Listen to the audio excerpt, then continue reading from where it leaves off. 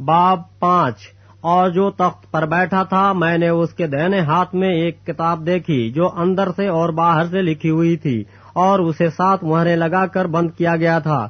پھر میں نے ایک زور آور فرشتہ کو بلند آواز سے یہ منادی کرتے دیکھا کہ کون اس کتاب کو کھولنے اور اس کی مہریں توڑنے کے لائق ہے، اور کوئی شخص آسمان پر یا زمین کے نیچے اس کتاب کو کھولنے یا اس پر نظر کرنے کا قابل نہ نکلا، اور میں اس بات پر زار زار رونے لگا کہ کوئی اس کتاب کو کھولنے یا اس پر نظر کرنے کے لائق نہ نکلا۔ تب ان بزرگوں میں سے ایک نے مجھ سے کہا کہ مت رو، دیکھ یہودا کے قبیلے کا وہ ببر جو داؤد کی اصل ہے، اس کتاب اور اس کی 7 مہروں کو کھولنے کے لیے غالب آیا۔ اور میں نے اس تخت اور 4 جانداروں اور ان بزرگوں کے بیچ میں گویا ذبح کیا ہوا ایک برہ کھڑا دیکھا، اس کے 7 سینگ اور 7 آنکھیں تھیں۔ یہ خدا کی 7 روحیں ہیں جو تمام روئے زمین پر بھیجی گئی ہیں۔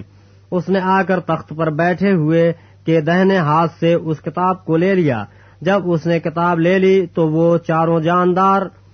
اور 24 بزرگ اس برہ کے سامنے گر پڑے، اور ہر ایک کے ہاتھ میں بربط اور اونٹ سے بھرے ہوئے سونے کے پیالے تھے۔ یہ مقدسوں کی دعائیں ہیں، اور وہ یہ نیا گیت گانے لگے کہ تو ہی اس کتاب کو لینے اور اس کی مہریں کھولنے کے لائق ہے، کیونکہ تو نے ذبح ہو کر اپنے خون سے ہر ایک قبیلہ اور اہل زبان اور امت اور قوم میں سے خدا کے واسطے لوگوں کو خرید لیا، اور ان کو ہمارے خدا کے لیے ایک بادشاہی اور کاہن بنا دیا، اور وہ زمین پر بادشاہی کرتے ہیں۔ اور